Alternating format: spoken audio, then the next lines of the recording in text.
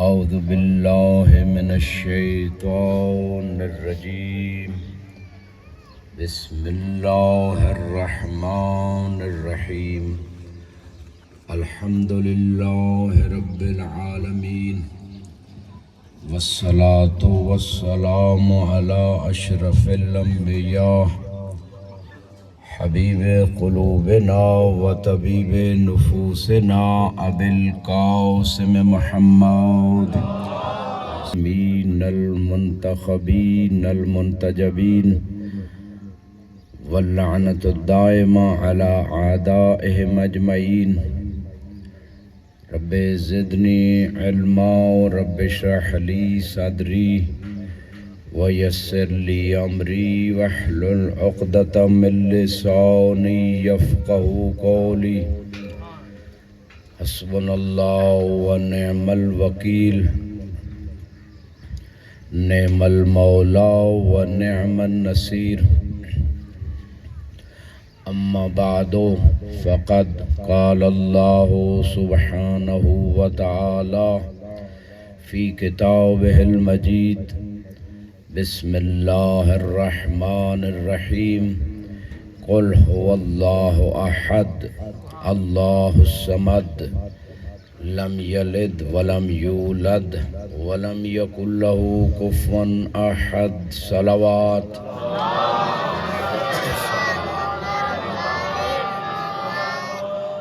اذان محترم، ماشاءاللہ مجمع کافی زیادہ ہے، صلوات کو زحمت نہیں رحمت سمجھ کے پڑھیں.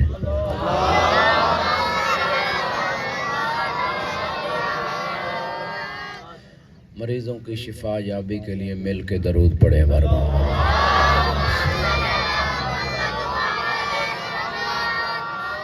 تمام مومنین مومنات کے قضائے حوائج کے لیے مل کے درود پڑھیں.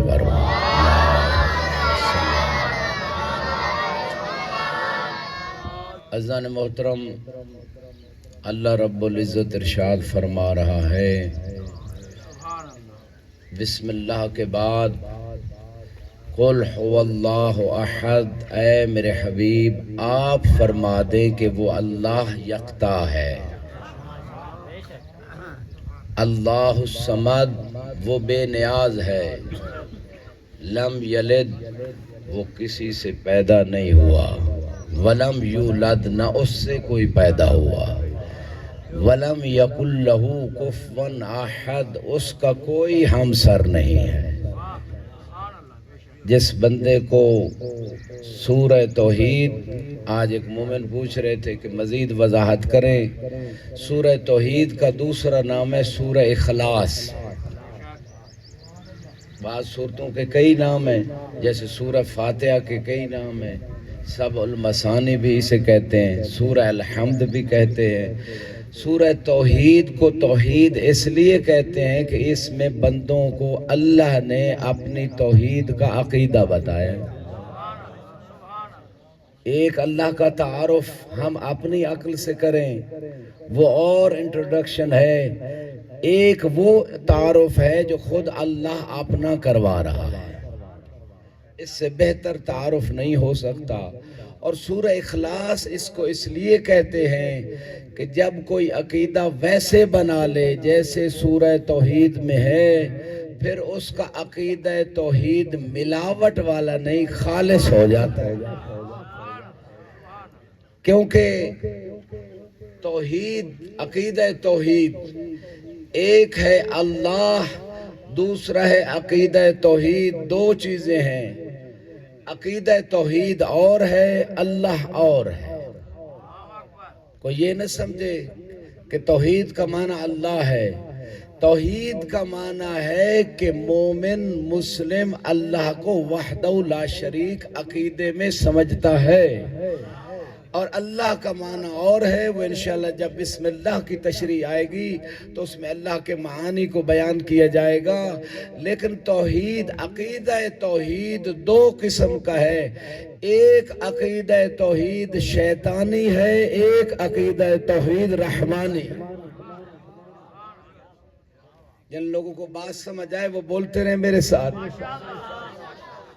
چونکہ سبحان اللہ ماشاء اللہ یہ بھی اللہ کا ذکر ہے. الا بذکر اللہ تطمئن القلوب، اللہ کے ذکر سے دلوں کو سکون ملتا ہے. اور جب آپ بولتے ہیں تو خطیب کو تھوڑا اطمینان ہوتا ہے کہ بات پہنچ رہی ہے. توحید کی دو قسمیں، بہت ساری قسمیں ہیں، لیکن ابتدائی تقسیم میں ایک عقیدہ توحید شیطانی، ایک عقیدہ توحید رحمانی. ہر مسلمان اس تقسیم کو، عقیدہ توحید کی تقسیم کو سمجھ لے، کیونکہ ڈاکٹر کو پتہ ہوتا ہے کہ مریض کو کتنی مرضیں لگی ہوئی ہیں، چاہے وہ ٹیسٹ کے ذریعے، چاہے وہ خود اس کا اتنا ایکسپیرینس ہو. میں گارنٹی سے کہہ سکتا ہوں اس وقت دنیا میں جتنی آبادی ہے، کتنی آبادی ہے؟ 7 ارب تقریباً. مسلمانوں کی آبادی کتنی ہے؟ 1.5 ارب تقریباً. 1.5 ارب مسلمانوں میں اگر میں کہوں کہ 1.25 ارب مسلمانوں کا عقیدہ توحید ٹھیک نہیں ہے تو میں مبالغہ نہیں کر رہا. میں بڑے احتیاط سے کہہ رہا ہوں کہ صرف کوئی 20-25 کروڑ مسلمان ہوں گے جن کا عقیدہ توحید ٹھیک ہے. اگر عقیدہ توحید ٹھیک ہو جاتا تو انسان سلمان بن جاتا، ابو ذر بن جاتا. سلامت رہیں، سلامت رہیں. جنہوں نے علی کا نام بڑا ڈھیلا لیا، علی فخر والا امام ہے. علی کے نام پہ فخر ہوتا ہے، علی پہ فرشتے فخر کرتے ہیں، علی پہ رسول اللہ فخر کرتے ہیں، علی پہ خود اللہ فخر کرتا ہے. جب شب ہجرت علی کو بستر رسالت پہ سلایا گیا، اللہ نے علی کی جان خریدی اور اپنی مرضیاں دے دی تو فرشتوں میں اللہ نے ایک اعلان کیا، اے جبرائیل و میکائیل، دونوں کو میں نے ایک دوسرے کا بھائی بنایا ہے. کون ہے جو ایک دوسرے پہ اپنی جان قربان کرنا چاہتا ہے؟ دونوں فرشتوں نے کہا ہم زندگی کو قبول کرتے ہیں، جان قربان نہیں کرنا چاہتے. اس وقت اللہ نے فرمایا میرے فرشتوں دیکھو، پوری توجہ چاہتا ہوں. زمین پہ مکہ کی سرزمین ہے، میرے نبی کا بستر ہے، ایک بھائی دوسرے بھائی پہ اپنی جان قربان کرنے کے لیے لیٹا ہوا ہے. جاؤ جبریل و میکائیل، ایک سر کی طرف جا کے کھڑا ہو جائے، دوسرا نگہبان بن کے اور پہرے دار بن کے علی کی پینتی کی طرف کھڑا ہو جائے. پہلے اللہ علی کے فضائل فرشتوں میں پڑھ رہا تھا، اب یہ دونوں فرشتے علی کو علی کے فضائل سنانے لگے اور کہنے لگے یا علی بخن بخن لکا مم مثلکا ان اللہ قد بہا بکل ملائکہ. اے علی آپ جیسا کون ہو سکتا ہے؟ آپ پہ تو خود اللہ ملائکہ میں فخر فرما رہا ہے. حیدری سلامت اللہ یا رسول اللہ یا علی زندہ باد زندہ باد مردہ باد مردہ باد.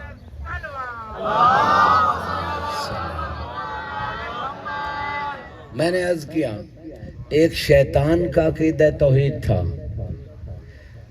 اور ایک عقیدہ توحید رحمان کی طرف سے. جو رحمان کی طرف سے ہے وہ قرآن میں بھی بیان ہوا، محمد و آل محمد کے فرمان میں بھی بیان ہوا.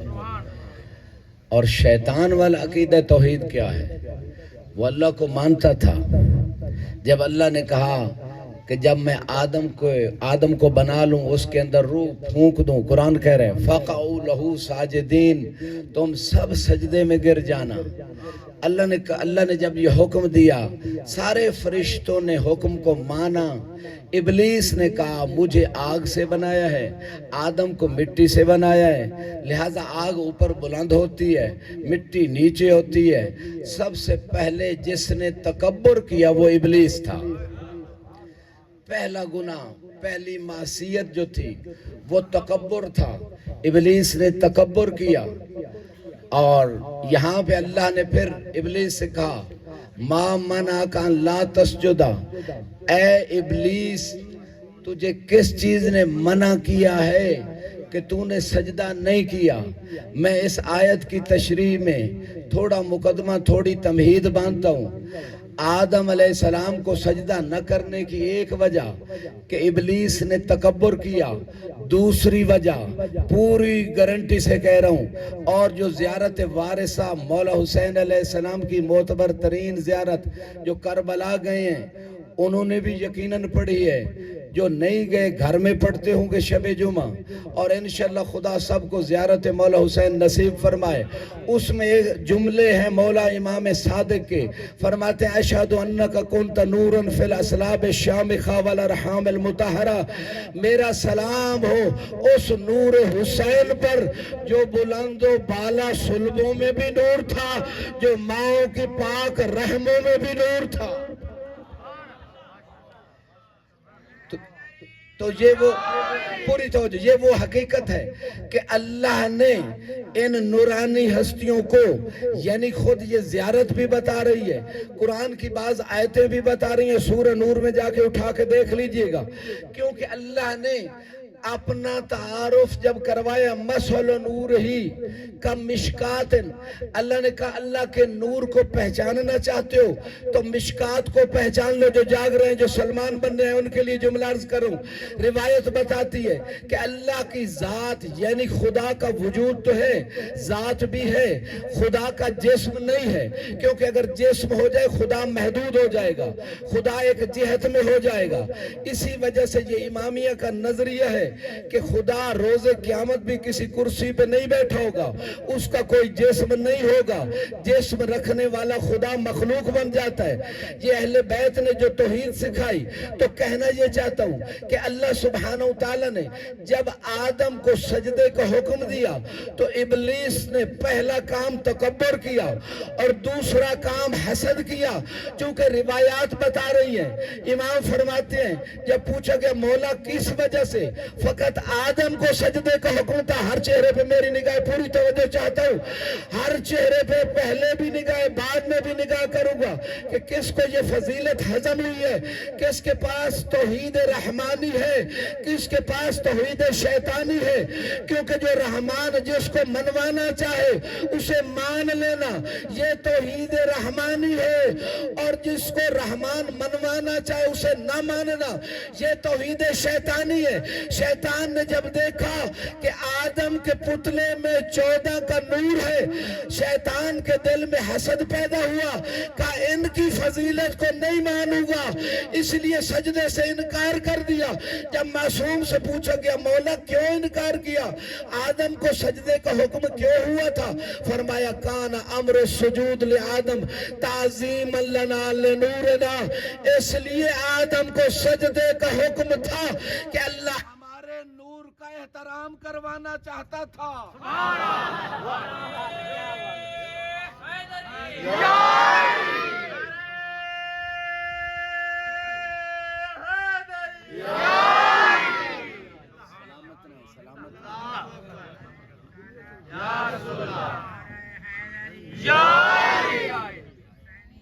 زندہ باد، زندہ باد، مردہ باد، مردہ باد۔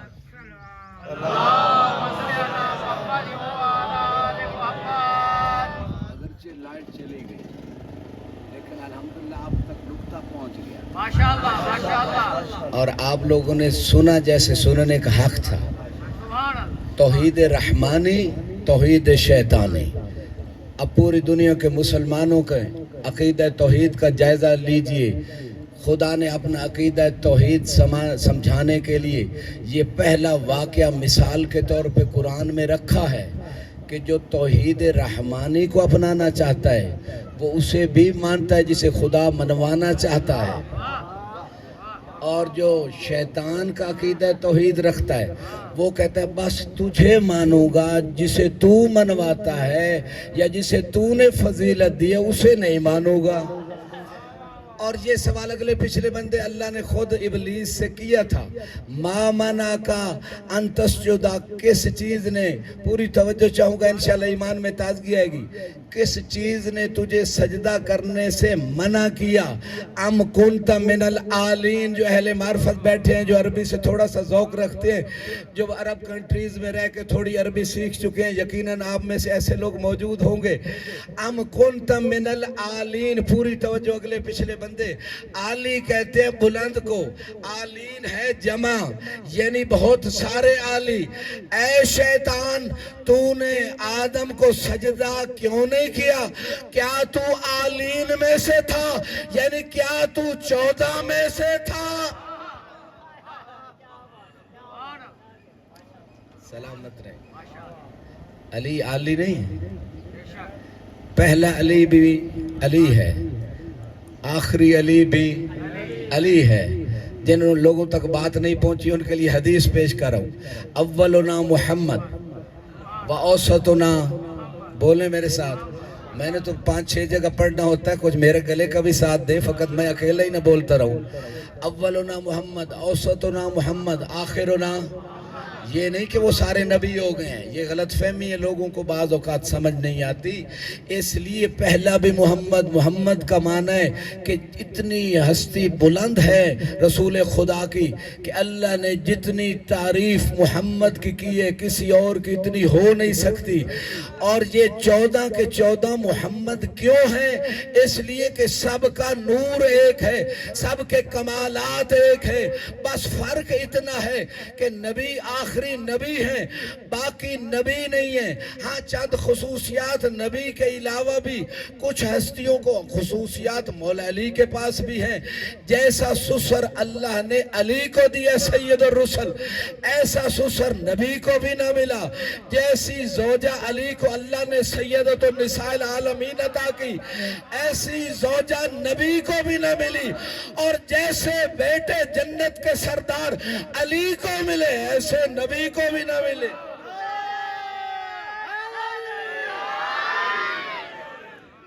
سلامت رہے.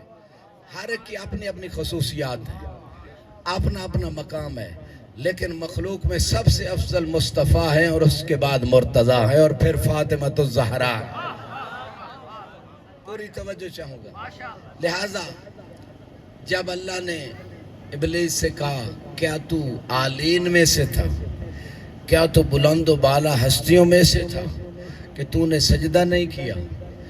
اور یہ بھی واقعہ ملتا ہے, لا تقربا هذه الشجرہ, قرآن کی آیت ہے. توحید رحمانی سمجھا رہا ہوں, توحید شیطانی سمجھا رہا ہوں. توحید شیطانی یہ ہے کہ اللہ جسے منوائے, جس کی فضیلت کا اقرار کروائے, اس کے سامنے ڈٹ جانا, خدا کے حکم کو نہ ماننا. اللہ کو کہتا ہے میں مانتا ہوں, تیرے سجدے بھی کروں گا, تیری نمازیں بھی پڑھوں گا, لیکن جو تو منوانا چاہتا ہے جس کو اسے نہیں مانو گا. اللہ نے کہا انی جاعل فی الارض خلیفہ, کہ میں زمین میں خلیفہ بنانے والا ہوں. فرشتوں کو شوق ہوا, رغبت ہوئی, کیوں نہ ہم خلیفہ بن جائیں. ٹھیک ہے نا, بس الیکشن ہوتے ہیں پارلیمنٹ کے دوسرے, کچھ لوگ کہتے ہیں چلو ہمیں بڑی سیٹ مل جائے, بڑا عہدہ مل جائے. تو فرشتوں نے کہا, قرآن میں پورا واقعہ ہے کہ یہ عہدہ خلافت پروردگار ہمیں دے دے. اللہ نے کہا چلو ٹیسٹ لے لیتے ہیں, جو پاس ہو جائے گا اسے دے دیں گے عہدہ خلافت. اللہ نے کہا یہ اسماء ہیں, یہ کچھ نام ہے, قرآن میں پورا واقعہ, اور یہ نور ہے.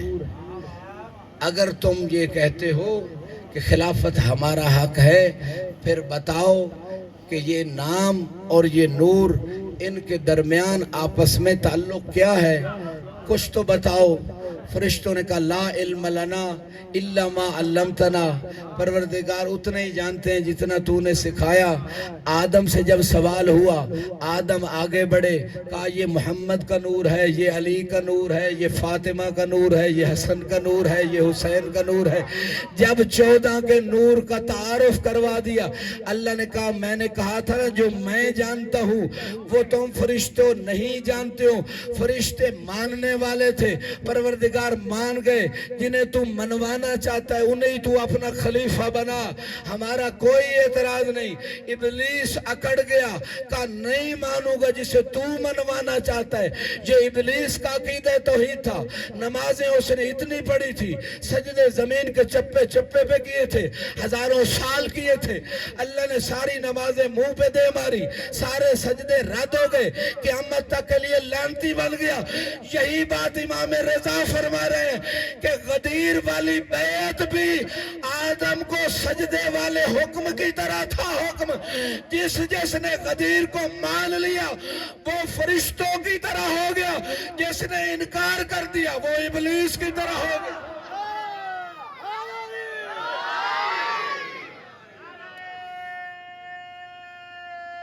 حیدری سلامت رہیں.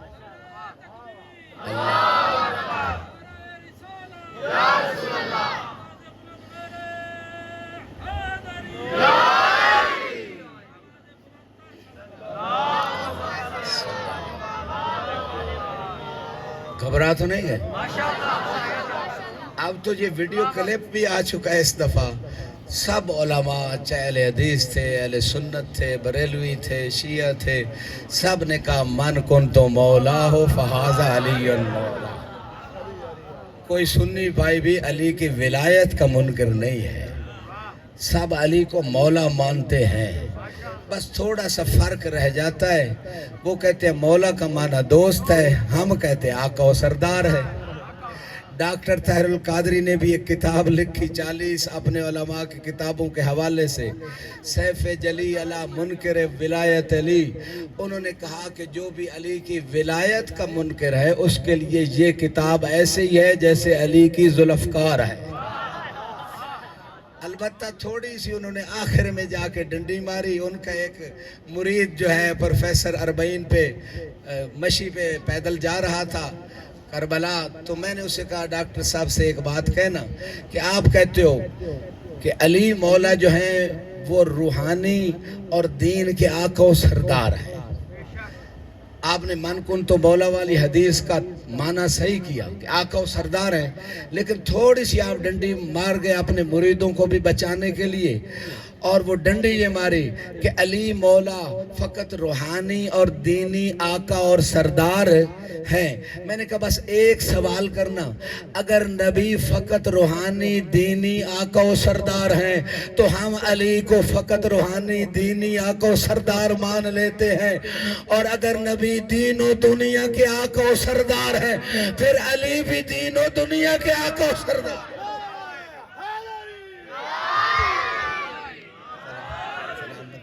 سلامت رہے. سنی شیعہ بھائی مل کے غدیر کے ہاتھوں کی یاد میں دونوں ہاتھوں کو بلند کر کے نعرہ حیدری. سلامت رہے.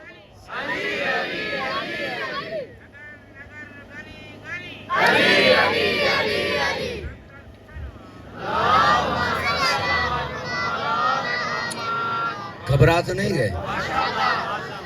عقیدہ توحید رحمانی، عقیدہ توحید شیطانی، یہ 24 گھنٹے اپنے ذہنوں میں عقیدوں میں یہ بات بٹھائیں.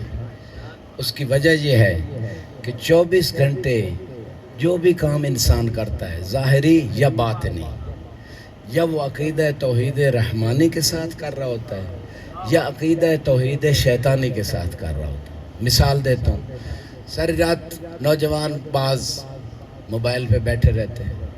اب صبح نماز کا وقت ہوتا ہے اور الارم بھی نہیں لگاتے، کوئی جگائے تو اٹھتے بھی نہیں ہیں. اب اللہ کو مانتے تو ہیں کہ وحدہ لا شریک ہے، اور اللہ کا حکم ہے کہ نماز قائم کرو، اور اللہ کا حکم ہے قرآن میں جب جہنمیوں سے پوچھا گیا ما سلککم فی سقر، کہ تمہیں جہنم میں کون سی چیز لے گئی، کہا لم نکو من المصلین، ہم نماز نہیں پڑھتے تھے. یہ قرآن کی آیت ہے. اب اللہ کو مانتا ہے، ٹھیک ہے میں تجھے زبان سے مان رہا ہوں، لیکن جب عمل کرنے کا وقت آیا، جیسے آدم کو حکم ہوا کہ سجدہ کرو، زبان سے شیطان بھی کہہ رہا ہے تجھے وحدہ لا شریک مانتا ہوں، لیکن جوں ہی طاعت کا وقت آیا اس وقت طاعت نہیں کر رہا. جو ہی نماز پڑھنے کا وقت آیا اب اپنے دل کی مان رہا ہے کہ سو جاؤ، اللہ کی نہیں مان رہا. اس وقت توحید فطا ایک قسم ہے توحید کی کہ طاعت میں بس اللہ کی ماننی ہے، رسول کی اطاعت بھی اللہ کی اطاعت ہے.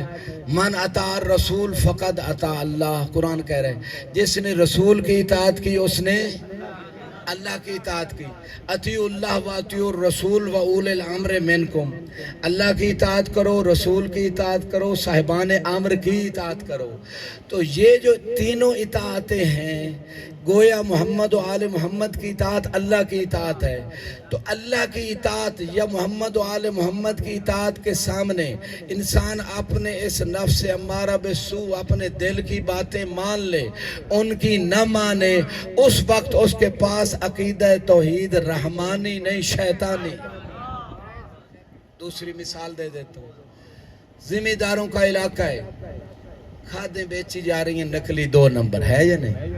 مجھے تو شاید 30 سال کتنے ہو گئے پاکستان سے گئے ہوئے، لیکن چلو مجھے پتہ تو ہے نا کہ کیا ہوتا تھا، اب تو زیادہ کرپشن ہو رہی۔ سپرے 1 نمبر ملتے ہیں یا 2 نمبر؟ 2 نمبر۔ اسی طرح ملاوٹ میں جتنی چیزیں آپ بازار سے لیں، مرچیں ہیں، ہلدی، ہر چیز میں ملاوٹ ہے، فقط دودھ میں نہیں، ہر چیز میں۔ تو جو بندہ ملاوٹ کر رہا ہے، ایک طرف کہہ رہے کہ اللہ رازق ہے، ایک طرف کیا کہہ رہے ہیں؟ اپنے کرپشن والی، دھوکے فریب والی کوٹھی پہ لکھا ہوتا ہے کما کے، رشوت، غیر رشوت، غصب کر کے، واللہ خیر، اور وہ رزق اللہ نے نہیں دیا ہوتا، اس نے ادھر ادھر سے کسی کا حق مار کے اکٹھا کیا ہوتا ہے، اور اوپر واللہ خیر الرازق، زبان سے کہہ رہے اللہ بہترین رزق دینے والا ہے، عملی زندگی میں شیطان کی پیروی کر رہا ہے کہ ملاوٹ کرو گے تو رزق بڑھے گا، زکوٰۃ نہیں دو گے تو رزق بڑھے گا، صدقہ و خیرات نہیں کرو گے تو رزق بڑھے گا، یہ سب شیطانی وسوسے ہیں، خبز نہیں دو گے تو رزق بڑھے گا۔ رحمان کہہ رہے ہیں میں نے رزق دیا ہے، دو گے اور بڑھا دوں گا۔ جب طاعت کا مقام آتا ہے، شیطان کی مانتا ہے، اس نفس امارہ کی مانتا ہے، دل کی باتیں مانتا ہے، اللہ کی نہیں مانتا۔ اس کا مطلب یہ ہے کہ عملی زندگی میں توحید رحمانی نہیں رکھتا، توحید شیطانی رکھتا ہے۔ اس لیے میں نے کہا تھا کہ 1.5 ارب آبادی میں اکثریت کا زبانی عقیدہ توحید ہے، اگر عملی عقیدہ توحید ہوتا کہ اللہ پہ توکل ہے، عملی عقیدہ توحید ہوتا، قرآن کہہ رہے یا ایھا الذین آمنوا لا تتخذوا اليہود والنصارى اولیاء، اے ایمان والو یہودیوں نصرانیوں کو اپنا دوست نہ بناؤ، اپنا سرپرست نہ بناؤ، بعضهم اولیاء، بعض ایک دوسرے کے دوست اور سرپرست ہیں، من یتولہم منکم فانہ منکم، جو بھی یہودیوں اور نصرانیوں کو اپنا سربراہ یا دوست بنائے گا انہی یہودیوں نصرانیوں میں سے ہو جائے گا۔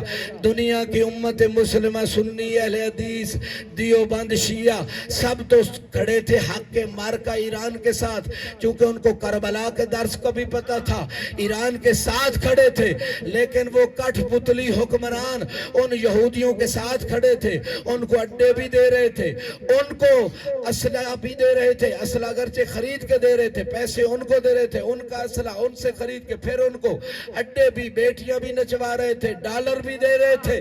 گویا خدا کے اوپر توکل نہیں تھا، توکل ٹرمپ پہ تھا۔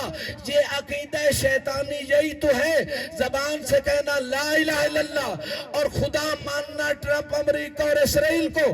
ادھر علی کا بیٹا علی خامنائی جس کا پہلا بیان یہی تھا کہ ہمارے لیے اللہ کافی ہے۔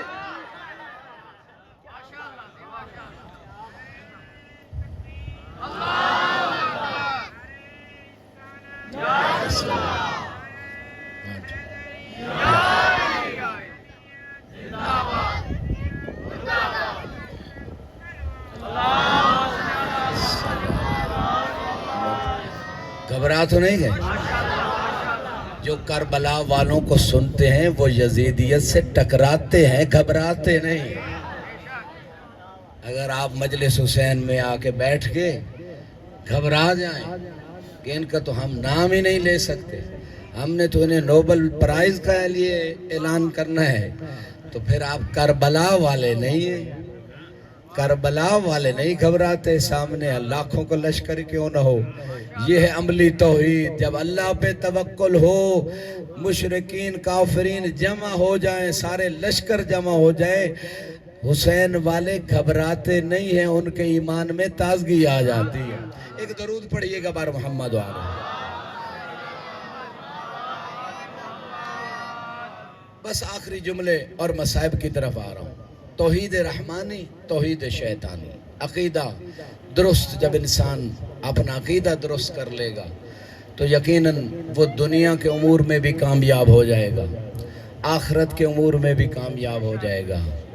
اور اس حوالے سے اگر ہم بسم اللہ، سورہ توحید کی بسم اللہ پہ نگاہ کریں، بسم اللہ الرحمن الرحیم، شروع اللہ کے نام سے جو رحمان بھی ہے جو رحیم بھی ہے، اسی بسم اللہ پہ اگر انسان غور کر لے تو انسان کو عقیدہ توحید سمجھ آ جائے. اب جب شروع اللہ کے نام سے کوئی بھی کام، بسم اللہ کی بہت ساری برکات ہے. جب بھی کوئی بندہ بسم اللہ سے کھانا شروع کرتا ہے اس کھانے میں برکت آ جاتی ہے. بسم اللہ نہ پڑھے شیطان شامل ہو جاتا ہے. جو کام بسم اللہ سے شروع کیا جائے وہ اختتام تک پہنچتا ہے، اور جو کام بسم اللہ سے شروع نہ کیا جائے وہ درمیان میں رک جاتا ہے. جو بندہ گھر پہ بسم اللہ لکھ دے دروازے پہ، اس گھر پہ کوئی آفت بڑی مصیبت نہیں آتی. اور بسم اللہ کے حوالے سے یہاں تک روایتیں ہیں کہ اگر کوئی شخص، جیسے مشہور واقعہ ہے کہ معلم نے بچے کو بسم اللہ الرحمن الرحیم پڑھائی تو اللہ نے اس کے والد کی قبر سے عذاب اٹھا دی. میرے فرشتوں مجھے گوارا نہیں، اس کا بیٹا مجھے رحمان و رحیم کہہ رہے اور میں اس کے اوپر عذاب نازل کروں. جس بندے کو ہر کام کرنے سے پہلے بسم اللہ کی عادت ہوتی ہے، جب روز قیامت آئے گا اس کا نامہ اعمال بائیں ہاتھ میں فرشتے دینے لگیں گے، کیونکہ نیکیاں کم برائیاں زیادہ ہوں گی. تو اس کی دنیا میں یہ روٹین اور عادت تھی کہ ہر کام بسم اللہ الرحمن الرحیم. جو جاگ رہے ہیں تھک نہیں ہے، تو جو ہی وہ اپنا نامہ اعمال لے گا اور کہے گا بسم اللہ الرحمن الرحیم، اللہ اپنی رحمت کی نگاہ سے اس کی برائیاں نیکیوں میں بدل دے گا اور اس کی نیکیوں کا پلڑا بھاری ہو جائے گا. جہنم جانے والا بندہ جنت چلا جائے گا. یہ بسم اللہ کی بہت ساری برکات ہے. علا کل حال بسم اللہ میں با کا نقطہ تو آپ جانتے ہوں گے، اگر نہیں جانتے تو بتا دوں. بسم اللہ کی آیتیں کتنی ہیں؟ 5. لوگوں نے کہا 4 ہیں. 5. بسم اللہ توبہ، سورہ توبہ کے علاوہ ہر سورت کا جز ہے. اگر جز نہیں تو قرآن میں لکھی ہوئی کیوں ہے؟ غور فرما رہے ہیں؟ کوئی قرآن اٹھا کر بسم اللہ موجود ہے یا نہیں؟ موجود ہے، اس کا مطلب حصہ ہے. اب یہ ہٹائی کیوں گئی؟ یہ پہلے اگر سنیں تو میں یہ واقعہ نہ سناؤں. یہ بسم اللہ کو نماز سے بھی الگ کیوں کیا گیا اور بسم اللہ کو قرآن کی صورتوں کا جز کیوں نہیں مانا گیا؟ یہ بات پہلے سنی ہوئی آپ نے؟ نہیں سنی تو ایک درود پڑھے پھر میں سناتا ہوں. یہ جو آپ نے درود پڑھا ہے یہ سنانے والا نہیں.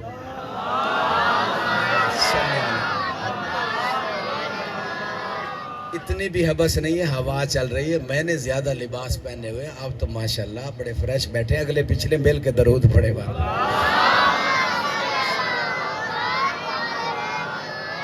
مل کے نعرہ حیدری. بسم اللہ نماز سے کیسے نکلی؟ وجہ کیا تھی؟ بڑی تیزی سے گزر ہوں. مدینے میں علی کا دشمن آیا، نماز پڑھائی بسم اللہ کے بغیر. صحابہ نے اعتراض کیا. اس وقت تک FIR نہیں ہوتی تھی، جیلوں میں نہیں ڈالا جاتا تھا. ہمت تھی صحابہ کے اندر. انہوں نے اعتراض کیا تو نے بسم اللہ کو نماز سے نکالا کیوں؟ اس نے صاف جواب دیا تمہیں پتہ نہیں بسم اللہ میں نقطہ ہے اور نقطہ علی ہے. نہیں سمجھ آئی؟ اہل سنت بھائیوں کی کتابوں کا حوالہ بھی میرے ذمے، شیعہ کتابوں کا حوالہ بھی میرے ذمے. معصوم فرماتے ہیں، رسول اللہ سے حدیث ہے، ما فی کتب سماویہ فہو فی القرآن. جو بھی آسمانی کتابوں میں کمالات و معارف ہیں وہ قرآن میں. وما فی القرآن فہو فی سورۃ الفاتحہ. جو قرآن میں معارف و کمالات ہیں وہ سورہ فاتحہ میں. وما فی سورۃ الفاتحہ فہو فی بسم اللہ الرحمن الرحیم. سورہ فاتحہ کے کمالات بسم اللہ میں. وما فی بسم اللہ اللہ فہو فی البا، جو بسم اللہ کے کمالات پوری توجہ چاہتا ہوں ایمان کی تازگی کے لیے، بسم اللہ کے کمالات اللہ نے با میں سمو دیے، وما فی البا فہو فی النقطہ، اور با کے کمالات اللہ نے نقطے میں سمو دیے، اور مولا علی فرماتے انا نقطہ اللتی تحت البا، جو با کا نقطہ ہے وہ میں علی ابن ابی طالب ہوں۔ مل کے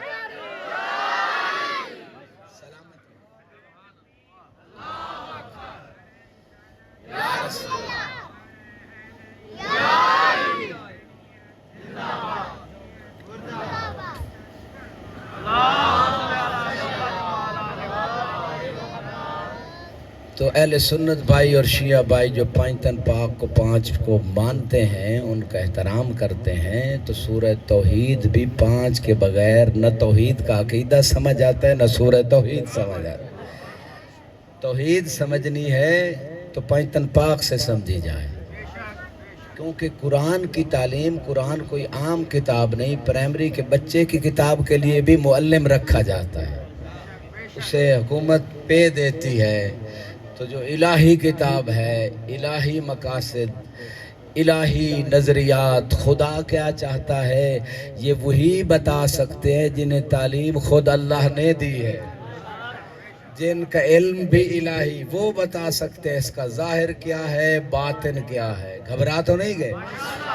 تو پانچ آیتیں ہیں سورہ توحید کی، چار نہیں پانچ، لہذا جب بھی نماز میں یہ سورت پڑھیں، یہ سورت یا کوئی بھی سورت، سورہ الحمد، اس سے پہلے بسم اللہ ضرور پڑھیں، بلکہ 11ویں امام حسن عسکری علیہ السلام ان کی ذات پہ درود پڑھیں۔ آخری جملہ اور مصائب کی طرف آ رہا ہوں۔ فرماتے ہیں علامات المومن خمس، مومن کی علامتیں بھی پانچ ہیں۔ کتنے بندوں نے حدیث سنی ہوئی ہے وہ ہاتھ کھڑا کریں، اگر اکثریت نے سنی ہوئی تو نہیں بیان کریں۔ ایک بچے نے ہاتھ کھڑا کیا ہے، پتہ نہیں اس نے سنی ہے، درود پڑھے بار محمد آل۔ میں نے سفر کرنا ہوتا ہے، مجھے تھکانے والا درود نہ پڑھے، میری تھکاوٹ ہوتا ہے۔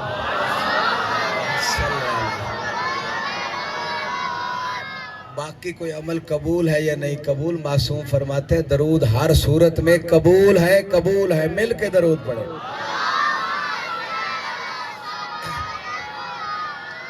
فرماتے ہیں مومن کی پانچ علامتیں ہیں، اللہ نے پتہ نہیں کوئی پانچ سے اتنا پیار ہے، خدا اپنی صحیح توحید پانچ کے ذریعے سمجھانا چاہتا ہے۔ دیکھیں دائیں ہاتھ میں بھی 5 انگلیاں، بائیں ہاتھ میں بھی 5 انگلیاں، دائیں نگاہ کرو پھر 5 سامنے، بائیں نگاہ کرو پھر 5 سامنے، اور اگر زیادہ غور کرو تو ہر انگلی میں یہ 3 پور ہیں، 4 انگلیوں کے 3 جمع کریں تو یہ 12 بنتے ہیں، اس کے 2 ٹوٹل 14، 5 پہ زیادہ دقت سے غور کرو، 5 کے اندر 14 چھپے ہوئے ہیں۔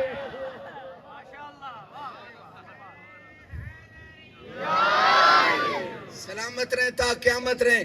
لہٰذا یہ 5 علامتیں جو مومن کی ہیں، معصوم فرماتے ہیں تختم بالیمین، مومن کی علامت یہ ہے دائیں ہاتھ میں انگوٹھی پہنتا ہے، تعفیر بالجبین، پیشانی سجدے گاہ پہ رکھتا ہے، یعنی مٹی پہ رکھتا ہے۔ کربلا کی ہو تو کیا کہنے، کربلا کی مٹی کوئی عام مٹی ہے، کربلا کی وہ مٹی، جب نوح زخمی ہوتا تھا تو فرشتہ پرمس کرتا تھا، نوح کو اللہ شفا دے دیتا تھا، گھبرا تو نہیں گئے۔ لیکن جب فطرس زخمی ہوا، ہماری معتبر ترین کتابوں میں ذمہ داری سے عرض کروں، فطرس نے گناہ نہیں کیا تھا کیونکہ فرشتے معصوم ہوتے ہیں، لیکن آدم کی طرح ترک اولا تو ہوا تھا، اسے ترک اولا کا امتحان دے رہا تھا فطرس، پر زخمی تھے۔ جب مولا حسین آئے، جبریل ہزاروں فرشتوں کی ٹیم لے کے مبارکبادیاں دینے آ رہا تھا، فطرس نے پوچھا کہاں جا رہے ہو؟ کہا آخری رسول کیا حسین کی ولادت ہوئی ہے، کہا مجھے بھی لے چلو۔ جب آپ نے مشکل پیش کی اللہ کے رسول نے فرمایا حسین سے مس کر دو پر ٹھیک ہو جائیں گے۔ اب جو لوگ کہتے ہیں نا کہ اہل بیت ہم جیسے، اور اہل بیت کا مقابلہ کرنا ہے تو انبیاء سے کرو۔ اگر نبی زخمی ہو جائیں تو فرشتے کے پر لگنے سے نبی ٹھیک ہوتا ہے، فرشتہ زخمی ہو جائے تو حسین سے مس ہونے سے شفا ملتی۔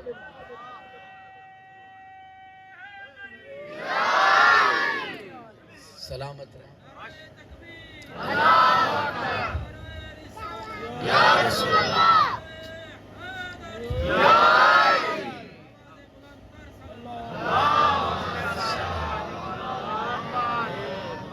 حسین کی قبر کی مٹی بھی عام مٹی نہیں، حسین کے جسم سے جو خاک مس ہو جائے، دنیا کی جدید میڈیکل سائنس بھی کوئی ایسی میڈیسن تیار نہیں کر سکی جو 100% گارنٹی دیتی ہو کہ ہر مرض کا علاج ہے۔ یہ خاک کربلا جو مولا حسین کی قبر کی مٹی ہے، اللہ نے اس کو عام خاک نہیں، خاک شفا بنا دیا۔ یہ اس مٹی کا کمال ہے۔ مٹی ان سے منسوب ہو جائے وہ عام مٹی نہیں رہتی۔ تو اگر مومن مسلمان اہل بیت سے منسوب ہو جائے تو اس کا مقام کیا ہوگا؟ مومن کی 5 علامتیں: دائیں ہاتھ میں انگوٹھی، پیشانی سجدے کے وقت مٹی پہ رکھتا ہے، اور پھر فرمایا زیارت الاربعین، مولا حسین کی چہلم کی زیارت کرتا ہے۔ جس کو نصیب ہو جائے خصوصی زیارت ہے، خصوصی مقام ہے، مومن کی علامت ہے۔ وصلاۃ 51، روزانہ 51 رکعت، 17 رکعت 17 واجب ہے، باقی مستحب نمازیں، 11 نماز شب ہے رکعت، باقی جو یومیہ مستحب نمازیں سنت نمازیں۔ یہ 4 علامتیں۔ 5ویں علامت الجہر بسم اللہ الرحمن الرحیم، جس کے لیے میں نے زحمت دی ہے جو جاگ رہے۔ مومن نماز میں بسم اللہ بلند آواز سے پڑھتا ہے، پوری توجہ چاہتا ہوں۔ جیسے ہی کرنٹ ہوتا ہے، اگر ہیٹر میں آ جائے تو گرمی دیتا ہے، اگر اے سی میں آ جائے تو ٹھنڈک دیتا ہے۔ مولا فرما رہے ہیں بسم اللہ بلند آواز سے پڑھا کرو، تاکہ اگر حبدار علی سن لے تو دل میں ٹھنڈک پڑ جائے، دشمن علی سن لے جہنم سے پہلے یہاں جل جائے۔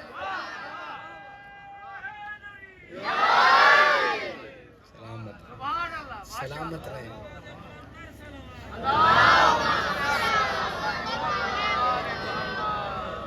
عزت خدا نے دی، مصائب امت نے دی۔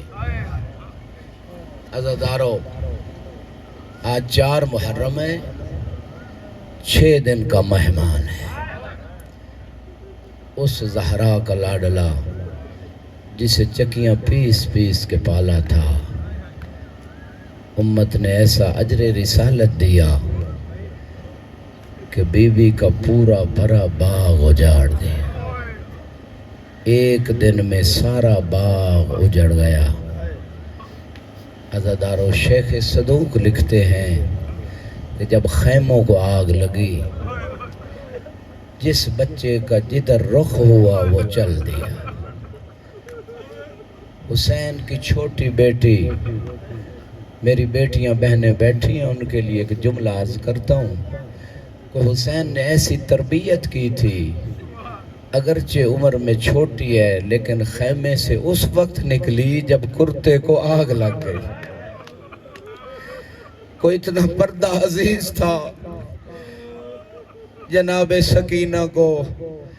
عزادارو، میں نے روایت میں پڑھا ہے جب بی بی کے کان زخمی ہوئے، بے ہوش ہو کر گر پڑی، جب ہوش آیا پھپھی اماں کی گود میں سر تھا۔ جناب سکینہ نے یہ نہیں کہا پھپھی اماں میرے کان زخمی ہے، ایک ہی سوال کیا، پھپھی اماں میری چادر کہاں ہے؟ اجرکم اللہ، میری بہنوں بیٹیوں، اس چادر پہ بڑا خرچہ ہوا ہے، اس چادر پہ علی و بطول کی بیٹیوں کا بڑا خرچہ ہوا ہے۔ اسے عام چادر نہ سمجھو، یہ بڑی قیمتی چادر ہے۔ عزادارو، جناب سکینہ جب خیمے سے نکلی ہے نا، صحرا میں دوڑ رہی تھی، ایک ہی آواز آ رہی تھی، بابا کہاں ہو؟ تیری سکینہ یہاں ہے۔ کٹے ہوئے گلے سے آواز آئی، بنیا الیہ الیہ، بیٹی ادھر آ، تیرا سر کٹا بابا یہاں پڑا ہے۔ اجرکم اللہ۔ روایت میں کسی نے کہا، اے حسین کی بیٹی مجھے اجازت دے میں تیرے کرتے کی آگ بجھا دوں۔ کہا شیخ میرے قریب نہ آنا، میں سید زادی ہوں، مجھے نجف کا راستہ بتا دے۔ کہا نجف کا پوچھ کے کیا کرو گی؟ کہا وہاں میرے دادا علی رہتے۔ اجرکم اللہ۔ بڑے حوصلے سے سنی شیعہ بھائیو سنتے آنا، اجر رسالت ادا کرنے کے ایام ہیں تاکہ رسول اللہ کی شفاعت لے سکیں۔ شیخ صدوق لکھتے ہیں جب خیموں کو آگ لگی، ہر بچہ جس طرف رخ ہوا دوڑ گیا۔ انہی بچوں میں 2 بچے ایسے ہیں جنہیں یتیمان مسلم کہتے ہیں۔ ان بچوں نے علی اکبر کی لٹتی ہوئی جوانی دیکھی تھی، قاسم کے ٹکڑے دیکھے تھے، علی اصغر کے گلے میں لگا ہوا تیر۔ اجرکم اللہ۔ بڑے حوصلے سے عزتدارو، اس سے بڑھ کر مصائب نہیں ہو سکتا۔ کوشش کرو رونے کی، کیونکہ معصوم فرماتے ہیں جو روئے یا رلائے یا رونے کی کوشش کرے اس کے لیے جنت ہے۔ کتنی بڑی قیمت ہے۔ ان بچوں نے کربلا کا سارا منظر دیکھا تھا۔ جب آگ لگی نا اور گھوڑے دوڑے، انہوں نے دیکھا تھا گھوڑے کے سموں میں چھوٹے چھوٹے بچے شہید ہو گئے تھے۔ عزیزدارو یہ دوڑتے، اجرکم اللہ۔ میں جملہ پھر کہہ دیتا ہوں، ان بچوں کی آنکھوں نے دیکھا تھا جب گھوڑے دوڑ رہے تھے، زندہ بچے شہید ہو رہے تھے۔ عزیزدارو یہ دوڑتے ہوئے صحرا میں ایک ایسی جگہ پہنچے، کسی نے ان کو گرفتار کیا اور لائے ابن زیاد کے پاس۔ ابن زیاد ملعون نے حکم دیا، دروغہ نہ ٹھنڈا پانی دینا نہ سیر ہو کے کھانا دینا۔ اجرکم اللہ۔ یہ دروغہ نہ ٹھنڈا پانی دیتا، وقت گزرتا رہا۔ عزیزدارو بڑے حوصلے سن لینا، ایک دن چھوٹے بچے نے بڑے بھائی سے کہا کب تک اس قید خانے میں رہیں گے، کیوں نہ ہم اسے اپنا تعارف کروائیں۔ عزیزدارو چھوٹے بچے نے ہمت کی، کہا تعارف محمد المصطفیٰ، جانتے ہو محمد مصطفیٰ کون ہے؟ کہا اسی نبی کا کلمہ پڑھتا ہوں۔ کہا تعارف علی المرتضیٰ، علی کو بھی جانتے ہو؟ کہا اسے امام مانتا ہوں۔ بچے کو حوصلہ ہوا، تعارف مسلم ابن عقیل، کیا مسلم ابن عقیل کو جانتے ہو؟ کہا چند دن پہلے اس کی شہادت ہوئی ہے۔ کہا نحنو یتاما مسلم، ہم مسلم کے یتیم ہیں۔ اجرکم اللہ، اجرکم اللہ۔ خدا غم اہل بیت کے علاوہ کوئی غم نہ دے۔ عزیزدارو میں جملہ پھر کہہ دیتا ہوں، بہنوں کی آوازیں بلند ہوئیں، کیونکہ جن کی چھوٹی چھوٹی اولاد ہوتی ہے یہ ماں کو پتہ ہوتا ہے، ایک نہیں 2 بچے، شوہر بھی سر سے چلا گیا، 2 بچے بھی کربلا سے غائب، اس ماں کے دل پہ کیا اجرکم اللہ، اجرکم اللہ۔ عزیزدار حوصلے سن لینا، دروغہ قدموں پہ گر پڑا، کہا معاف کرنا مجھے معلوم نہ تھا، جہاں جانا چاہو جا سکتے ہو۔ بچے رات کے وقت سفر کرتے، جانتے تھے یہ وہی کوفہ ہے جس میں ہمارے بابا کو شہید کیا گیا۔ مسلم جب گلیوں میں چل رہے تھے، ہر گھر میں دشمن تھا، نہیں معلوم تھا کدھر جائے۔ یہ بچے کوفے کی گلیوں میں ساری رات چلتے رہے۔ جب صبح نمودار ہوئی، ایک درخت میں چھپ کر بیٹھ گئے۔ ایک مومنہ پانی بھرنے کے لیے آئی، دیکھا جو رونے آئے ہو، پانی میں 2 چاند نظر آ رہے ہیں۔ اوپر دیکھا 2 شہزادے بیٹھے ہیں، کہا کون ہو؟ سہمے ہوئے شہزادوں نے کہا ظلم تو نہیں کرو گی؟ اجرکم اللہ، اجرکم اللہ۔ عزیزدارو جب انہوں نے کہا نا ظلم تو نہیں کرو گی، کہا نہیں میں تمہاری خدمت کروں گی۔ کہا مسلم کے یتیم ہے، یہ مومنہ گھر لے آئی، خدمت کی، سارا دن اس کا شوہر، یہ روایت کہتی ہے اس عورت کا داماد، جب اس نے سنا نا کہ ابن زیاد نے کہا ہے کہ جو بھی ان بچوں کو قید کر کے لائے گا یا سر لائے گا انعام دوں گا، یہ سارا دن ملعون گھوڑے دوڑاتا رہا کہ شاید یہ بچے مل جائیں۔ شام کو تھکا ہارا گھر میں آیا، جو رونے کے لیے آئے، جو فرصت دینے کے لیے آئے۔ رات کو یہ سویا، بچوں نے خواب میں کچھ دیکھا، ایک بھائی بیدار ہوا، رونا شروع کیا، دوسرے بھائی کی گردن میں بازو ڈالے۔ اس ملعون کے کانوں پہ رونے کی آواز آئی، جو فرصت دینے آئے ہو۔ یہ ملعون اٹھا، پوچھتا ہے کون ہے ہمارے گھر میں؟ مومنہ نے بڑی کوشش کی اسے پتہ نہ چلے، کہا نہیں، رونے کی آوازیں آ رہی۔ یہ اس کمرے میں پہنچا جہاں شہزادے سو رہے تھے۔ اس نے پہلا سوال کیا، کون ہو؟ کہا تو کون ہے؟ کہا میں تو گھر والا ہوں۔ کہا اگر ظلم نہیں کرو گے پھر بتاتے ہیں۔ عزادارو، اس نے کہا نہیں کروں گا۔ کہا مسلم کے یتیم ہیں، سنو گے عزادارو؟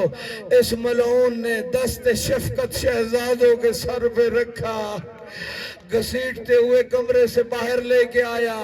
گھر میں ایک درخت تھا، ایسے باندھا جیسے جانوروں کو باندھا جاتا ہے۔ اس نے تازیانے برسانا شروع کیے۔ جو ماتم کو عبادت سمجھتا ہے عزادارو، اس نے چہرے پہ اتنے تماچے مارے کہ جب ملعون سر لے کے ابن زیاد کے دربار میں گیا، ابن زیاد نے کہا تھا ہے کوئی جو ان چاند جیسے چہروں کو دھلا کے لائے؟ ان چہروں پہ گرہن لگ چکی ہے۔ اجرکم اللہ، اجرکم اللہ۔ بڑے حوصلے سے سن لینا عزادارو، صبح نمودار ہوئی، اس ملعون نے غلام کو لیا، اپنے بیٹے کو ساتھ لیا، دریائے فرات کے کنارے چلا۔ جب پہنچا غلام کو حکم دیا شہزادوں کے سر قلم کر۔ بچوں نے ایک بات کی، اے غلام تیری شکل ہمارے نانا کے بلال حبشی سے کتنی ملتی ہے، ہمارے اوپر رحم کر، تیری شفاعت ہمارے نانا کریں گے۔ جب اس غلام کو پتہ چلا، اس نے دریا عبور کیا، چھلانگ لگائی۔ اس نے کہا میں آل محمد کے خون سے اپنے ہاتھ رنگین نہیں کر سکتا۔ اس نے بیٹے کو حکم دیا، بیٹے نے بھی عمل نہ کیا۔ اب اس نے تلوار نکالی عزادارو۔ بچوں کو یقین ہو گیا اب ظالم رحم نہیں کرے گا، لیکن بچوں نے پھر بھی کوشش کی یہ جہنم سے بچ جائے۔ عزادارو، بچوں نے کہا انعام کا لالچ ہے، ہمیں بازار میں جا کے فروخت کر دے، انعام سے زیادہ قیمت مل جائے گی۔ اس ظالم نے رحم نہ کیا۔ عزادارو، بچوں نے پھر کہا ابن زیاد کے پاس لے جا، جو سلوک کرے۔ اس نے کہا نہیں، تمہارے سر لے کے جاؤں گا۔ بچوں نے آخری جملہ کہا اے ظالم تیری کوئی چھوٹی اولاد نہیں ہے۔ اجرکم اللہ، جو فرصت دینے آئے ہو، اے ظالم تجھے ہمارے بچپنے پہ رحم نہیں آتا؟ کہا نہیں، میں انعام لینا چاہتا ہوں۔ عزادارو، جو فرصت دینے آئے، ظالم نے چھوٹے شہزادے کی گردن پہ تلوار چلائی، چھوٹے شہزادے کے لاشے کو دریائے فرات میں پھینکا۔ اتنے میں دوسرے شہزادے کا سر قلم کیا۔ دونوں شہزادوں کے لاشوں کو جب فرات میں پھینک چکا، سروں کو اٹھایا، لے کے ابن زیاد کے دربار میں آیا، جس نے ابھی تک ماتم نہیں کیا، جو ماتم کو عبادت سمجھتا ہے۔ ابن زیاد اگرچہ بہت بڑا ظالم تھا، لیکن روایت کہتی ہے جب اس ابن زیاد نے دونوں شہزادوں کے چہروں کو دیکھا، کہا 3 مرتبہ یہ ظالم ابن زیاد اپنے ممبر سے اٹھا بھی بیٹھا بھی ایک جملہ کا، ظالم تجھے ان بچوں کے بچپنے پہ بھی رحم۔ الا لعنت اللہ علی قوم الظالمین وَسَيَعْلَمُ الَّذِينَ ظَلَمُوا أَيَّ مُنْقَلِبٍ يَنْقَلِبُونَ۔ پروردگار اس قلیل سی عبادت کو اپنی بارگاہ میں قبول و مقبول فرما، ہمارے صغیرہ کبیرہ گناہوں سے درگزر فرما، علم و عمل کی دولت سے مالا مال فرما، امام زمان علیہ السلام کے ظہور میں تعجیل فرما، جو حاضرین ہیں ان کی حاجات کو پورا فرما، بانیان مجلس کی کوشش کو اپنی بارگاہ میں قبول و مقبول فرما، سب عزاداروں کی حفاظت فرما، ملک پاکستان کو دن دگنی رات چگنی ترقی عطا فرما، کرنے کی توفیق عطا فرما، جو مریض ہیں انہیں شفاء کاملہ عطا فرما، اپنی حاجات کی برابری کے لیے مل کے ایک درود بر محمد و آلہ